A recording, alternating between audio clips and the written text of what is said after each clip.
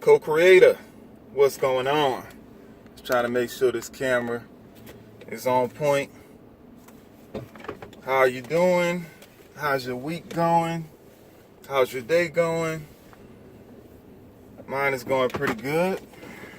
Nice, beautiful day. Got that fall weather kicking in real nice. Not too hot, not too cool.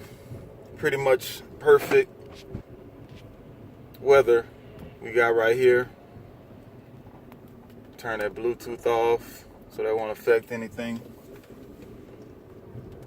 So, just wanted to check in with you this week. See how things were going. Like I said, my week is going pretty good. Once again, I do these videos not really knowing exactly what I'm going to talk about. I have a couple ideas, but not enough to last the entire time that I think I'm going to do the video. Like, I can talk, I can run my mouth, like I said before, but sometimes I need some instructions, because if not, hold on, y'all. Can't talk with this gum in my mouth too well. Really, I can't talk without the gum in my mouth too well. I'm still working on that. Anyway, we all got our flaws. You know, we got to work on it. But, I'll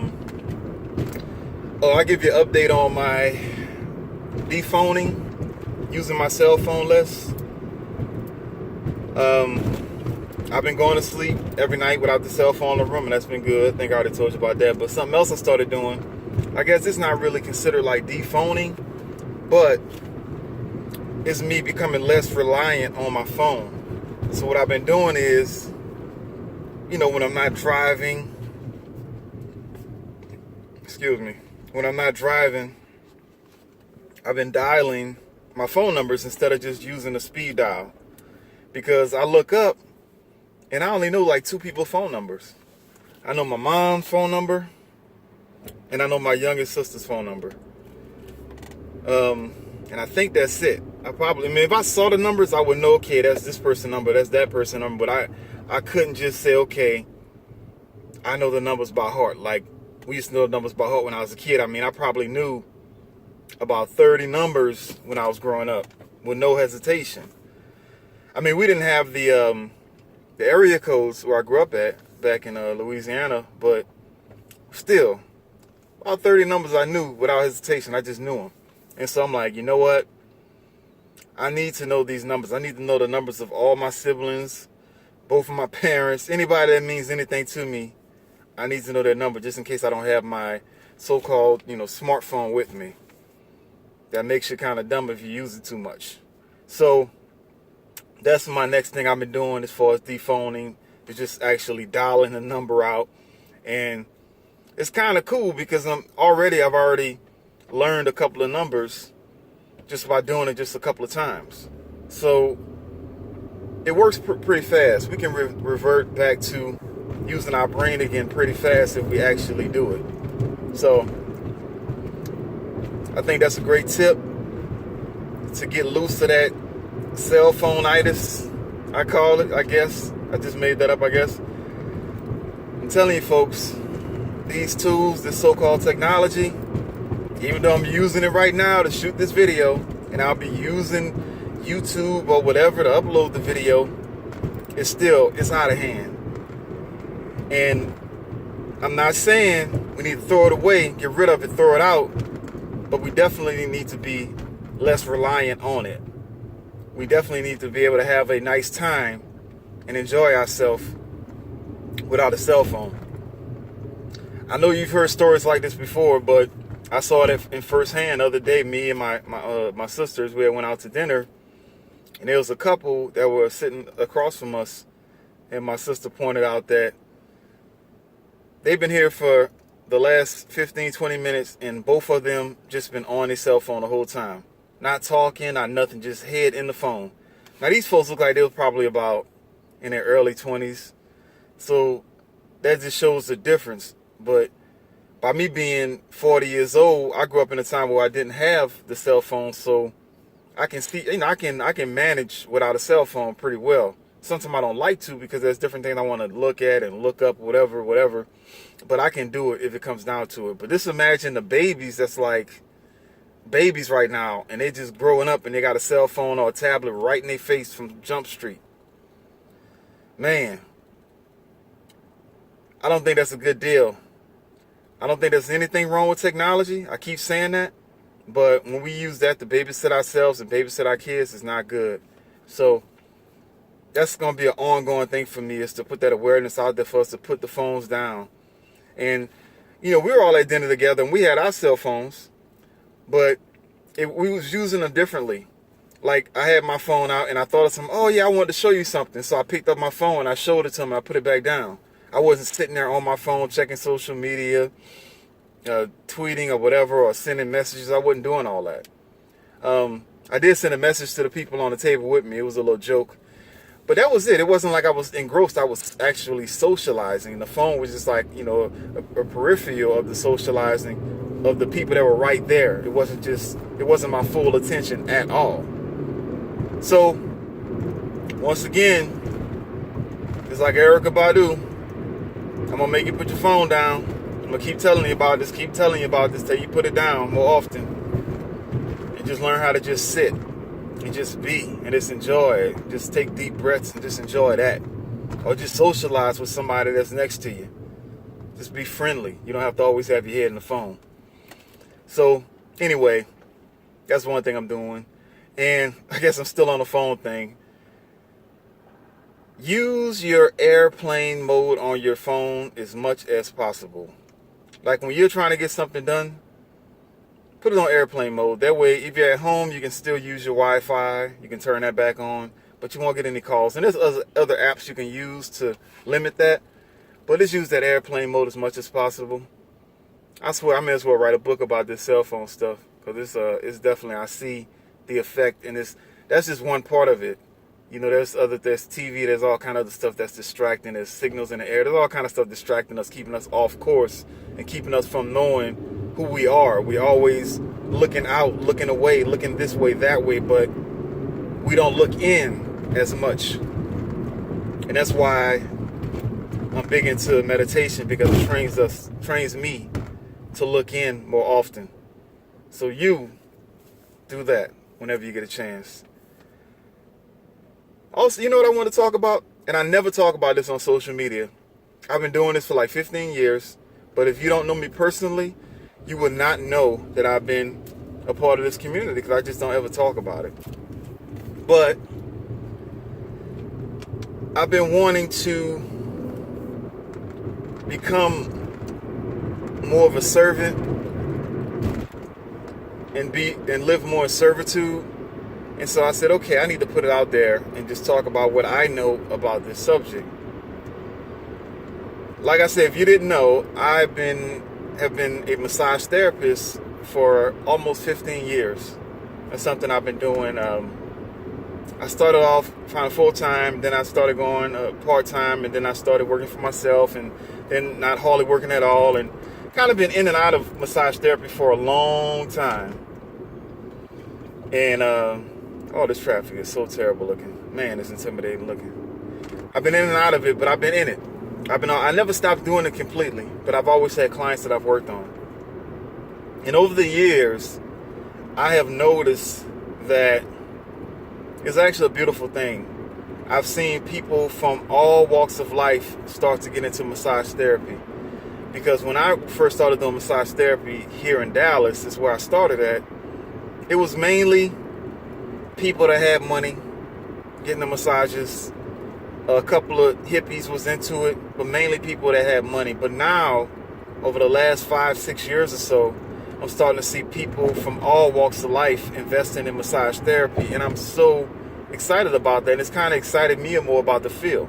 Like, I never turned away from it, but I had other things going on, other work, other business going on, and it just wasn't the thing to do. But massage therapy is super, super beneficial. I mean, I cannot start to describe the benefits of massage. I mean, the obvious benefits, it feels good. And you don't need to get high to feel good. It just feels good. and it's coming from another human being, because I believe, and I know, I don't believe, I know that we're all connected, that we share similar energies, that we're all different manifestations of the same thing. And when someone touches you with a good intention, when they're giving you a massage and they got the healing in their mind, they can actually do some phenomenal things. They can heal you for real, and they can start you on a path of healing. Now, we don't supposed to talk like that as a massage therapist. We supposed to always say, oh, it's a possibility, or it may happen. But after doing this for, like I said, coming up on 15 years, for myself, massage is super healing. I'm not a healer. I'm not touching folks on the forehead and knocking them out. That stuff right there, that's not what I'm doing. But I do heal with my hands. I heal with my voice. I heal with my energy. I heal with my intentions. And it's real. And I've seen people, life change through massage. So that's right off the bat. Massage is definitely healing. And it's a shame. I've met people that have gone through their entire life and they've never had anybody touch them the way that a massage therapist touches them. Not in a sexual way, but in a healing way, in a loving way, in a caring way. And they really don't know how to take it. And a lot of us, we're not even ready to deal with that type of intimate connection with another person. But it's a shame to go. It would be I'm talking about people that's been married, had kids, all that. I'm not talking about somebody sitting around by themselves. I'm talking about people that's been in relationships, married, kids, family, parents, but they've never been shown that caring from another person on that level. And so massage therapy is a remedy to that. It can be a source for that.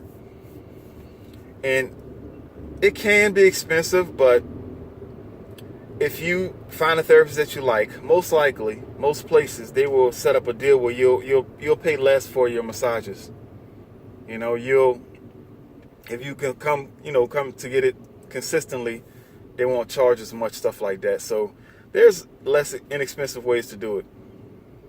And another benefit is if you are a bad sleeper, man, this will definitely help you sleep, getting massages on a regular basis. I'm not sure if it's because of the healing component of massaging, the human contact, the energy, transfers of energy that causes the chemical release in your body that helps you relax. I don't know if it's that. I don't know if it's part of the circulation of the blood, because when you're massaging, you're actually circulating blood to all these different parts of your body that don't get the blood that it's supposed to get all the time. And so it could be from that. And that's actually another benefit I just mentioned, is the circulation of blood in your body, loosening up those toxins. Because when you get in there deep and you squeeze and you twist and you rub some of those muscles that may be tight all the time, you're actually freeing up toxins into the bloodstream. You're actually getting that stuff flushed out of you. That's why after you get a massage, they always offer you water. Because if you don't get massages that often, or if you eat a lot of crap, like most of us do, including myself, I mean, not a lot, but hey, I consume things I shouldn't sometimes. You'll have these toxins that build up in your body. And if you don't get a massage often, it'll be a lot. And if you don't drink some water to kind of water it down and flush that stuff out, you could get sick. So there's that benefit too, cleansing your body out. What other benefits? There's so many different benefits. Depending on what type of massage you get, I like to get stretched a lot. I like to get bent and stretched a lot. So it helps with my joints and all that when I'm getting a good stretch. So it's good for mobility and stuff like that.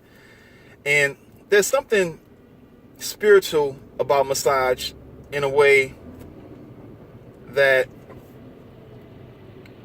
you're actually taking your hard-earned money, and if you worked hard for that money has a spiritual power to it.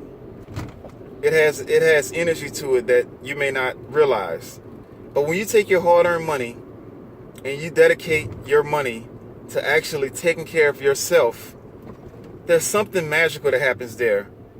You're actually putting spiritual energy into your overall well-being. It's a very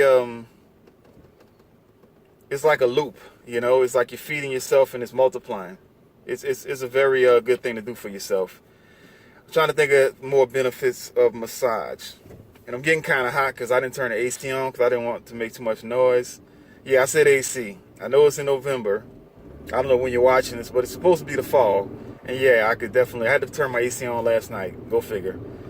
But I like it cold anyway. I mean, I like to sleep with it freezing. I like all the air going in my body to be cold. I like my body to be warm to a degree, but I like breathing the cooler air, definitely.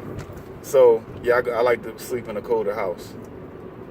But anyway, man, if y'all can see this traffic, it's ridiculous. I'm just like trying to ride the surface road as long as I can, but I'm not even a third of the way to where I gotta go. And it's like, man, it is like shut down. But anyway, more benefits of massage is, let me see, I know I'm forgetting some. I should have wrote these things down because there's plenty of benefits of massage that I haven't mentioned. But maybe I'll continue this list on another video if I can't think of anything. But I know me, I know how my brain works. In the middle of something else while I'm talking, I'll think of some other benefits. I guarantee you. I'm kind of throwed like that. That's how it works, you know. And it's all good.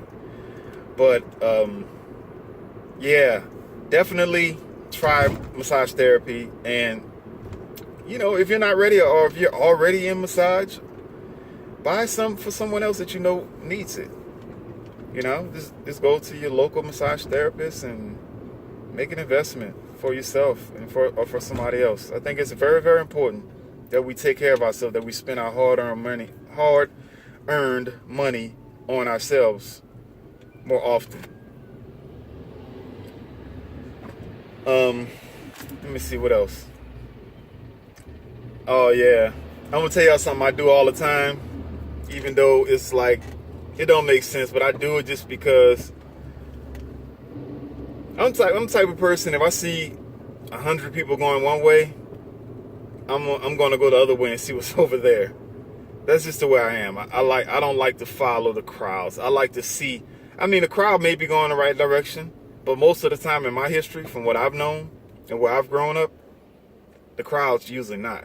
And so I've trained myself to do the almost exact opposite of the crowd.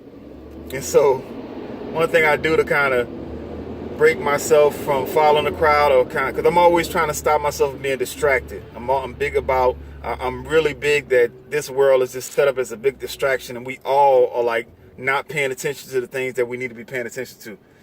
And that's a whole different story. There can be 20 different conversations about that or more.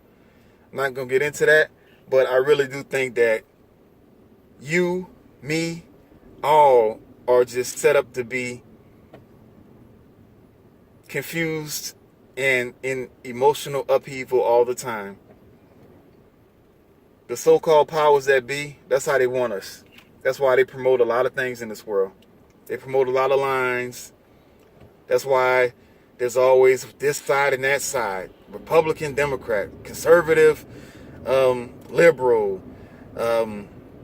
black and white, Christian and Muslim, rich and poor. There's always these lines that's being promoted all day long. This line, that line. And like I said, the powers that be, that is what they want. They want us to stay focused on those lines. The people in certain neighborhoods against the cops against the people. It's always a line.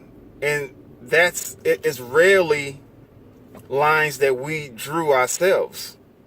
It's lines that we've been instructed to draw, or lines that have been drawn for us. And so, like I said, I'm not getting into all that right now. That's pretty interesting stuff.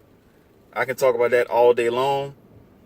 But I think talking about it all day long is one of the distractions too. I think I need to be working on things, and that's why I try to spend my time working on things and working on myself instead of just talking about the negativities of the world and the distraction techniques that's being used on us all day, every day. And I don't care how smart you are, how brilliant you think you are, including myself, we all are part of the distraction game. We all are being mind melted and mind screwed all day long, caring about stuff we don't even care about because somebody else told us we're supposed to care about it. And that's going to be a shocker to some people when they realize the stuff that they think is important, it's not really stuff that's really important. It's stuff that people made them think that's important. And it ain't just the people on the news. It ain't just the people, that's outside of our family. I'm talking about family and all. Because, your family just infected as you. And if they got these different things, they think it's important. And now you think it's important because it's like something that you always thought was important in your family. And now you just distracted on a whole nother level. The game is so deep, I'm not going to even get into it. But just know that every day we need to check in and remind ourselves of what's really important. Not what's important to somebody else. What's important to you. What do you really, really, really care about? What is it really? And really go deep and ask yourself why. Why do you care about this? Why is it important? Keep asking yourself why until it gets down to it's because I love it myself. And then you know it's important, because there's so many levels of reasons why you do things and I do things that's not even important, and we just go along with it like it's cool. So many levels of it. It's so deep. I'm speaking on it and I can't even tell how deep it is. It's ridiculous. It's been going on for generations and generations of deception and confusion about what's important and how we should be spending our time and spending our life. This precious, precious life we have. A lot of times we just waste it. And I'm guilty of that too, so I'm not pointing fingers at all. But, damn, I went deep on it. I didn't really try to. I told myself I wasn't going to do that on that subject. But anyway, back to the silly stuff. If there's like a wreck on the road, or somebody that's like after a wreck, or a police got somebody pulled over, you know how you sit in traffic forever, and then you get up to the wreck and you find out that it's just a bunch of people rubbernecking. If you know what rubbernecking is, some people don't. It's when you're looking at the wreck and still trying to drive at the same time. It's like, why we need to look at the wreck? Why we need to look at the wreck? And so I've trained myself to not look at wrecks when I drive by. And I tell you what, it's one of the hardest things to this day, because I don't know if it's human nature or we're just so programmed to do things in a certain way, to be distracted all the time. Man, it's hard, but when I get by, I feel like I made a little bit of an accomplishment to not look at a damn wreck. And on a bad day, if somebody get in front of me and they looking at the wreck too long, man, I lay on the horn so hard. I'm trying to stop doing that though, because it's not their fault. It's not. We all make mistakes. We don't know any better. It's natural to want to look at this tragedy or whatever. Like I said, I think it's kind of like a human nature thing. We like to look at things that's like dangerous, so we can observe it, break it down, analyze it, so we can, first off, we like to share negative information, but I think it's for the same reason. I think it started off a long time ago. Long time ago. It's like a self-preservation thing. Like, okay, how did that person get hurt? How is that person in trouble? What do I need to do to avoid having that same trouble? So that's why I think it's so hard for us not to look for tragedy and not to be focused on the negative things. Like, you ever notice, like, when somebody died, the first thing people want to know, like, how they died. It's not like they want to know how they died for the person that died. They want to know how they died so they can see if it's something that they would be likely to die of, or somebody they love would likely to die of. It's like when you ask somebody, like, how did they die? You want to know so bad, because you just want to know how close is that to your life? How close is that to your mortality? Is it something that you could be caught up in? Somebody you care about could be caught up in? It's not about that person. I mean, we talk like it's about that person, but if we really, really break it down and really think about it, it's really a selfish question. And my dad kind of made me think about that a long time ago. Like, one of his friends passed away, and I don't think I personally really cared how his friend passed away. I was just trying to be there for my dad. But out of habit and out of hearing people say this around me all the time, my first question was, how did he die? And my daddy said his heart stopped beating. Like, in other words, he told me, man, it don't matter how he died. And I don't know what he meant, how deep he was going when he told me that. But I took it as, damn, I guess it don't really matter how he died. I mean, I don't work in the medical field. I'm not doing a survey on deaths. I don't know how his lifestyle was. I don't know what he was eating or who he was around. I don't know any of that. So why would I care about how this person died, especially somebody I don't know? The thing I should be focused on is comforting my dad because he just lost a friend. So I think us wanting to look at wrecks and can't keep our eyes off of it, I think that's the same mindset of us just, it's like a self-preservation thing. We want to see where the danger come from, what happened, and so we can avoid it.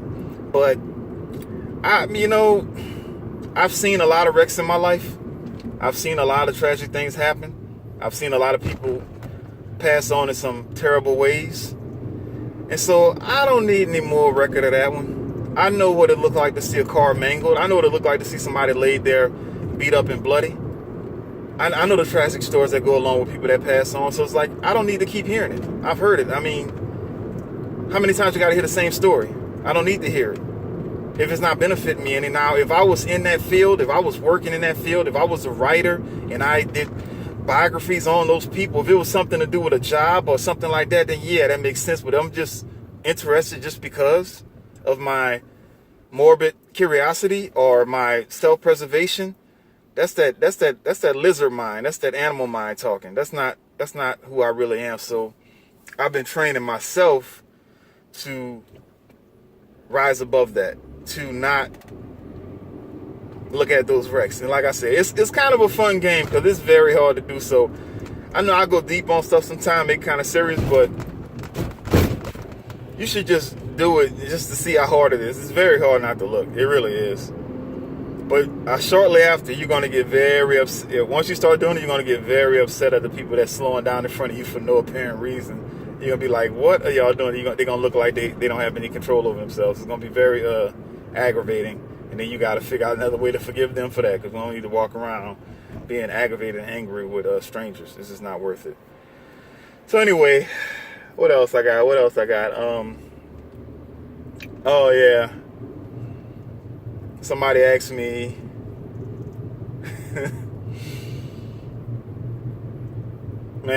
somebody asked me, why don't I ever talk about relationships on any of my videos? Like, I may talk about relationships with family members, stuff like that, but as far as like, man and woman and marriage and all that stuff, and I don't go there at all. And there is a reason for that, because that is not my forte. Trust me. I mean, hey, we all got our, flaws and stuff, but hey, that's not my forte. I mean,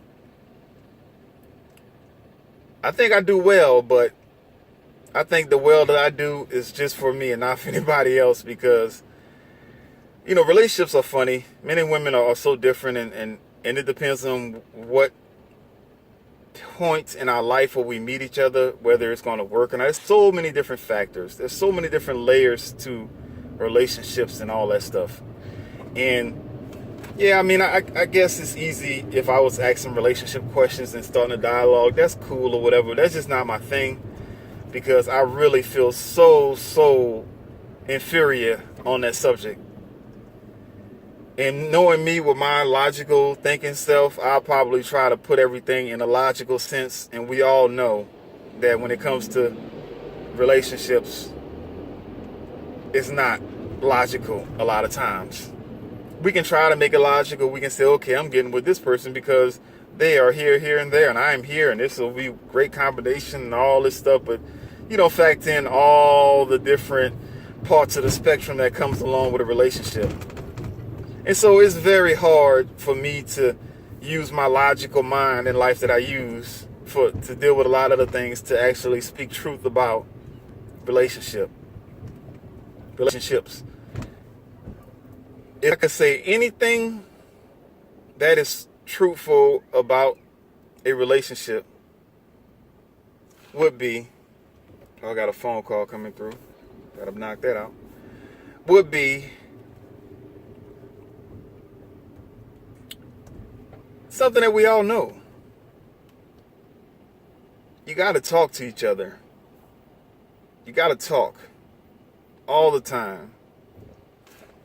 I mean, you might want to pick out certain times to talk to your partner, but you got to talk about things, and it's nothing that's petty if you keep talking about it. And if it's something that's that important to you, and you don't like it, or you like it, or you want it, you need to speak up and make it be known. And so that's probably, hold on, I got a little message coming through, and that's probably the most truthful thing I could ever say about relationship is just communication.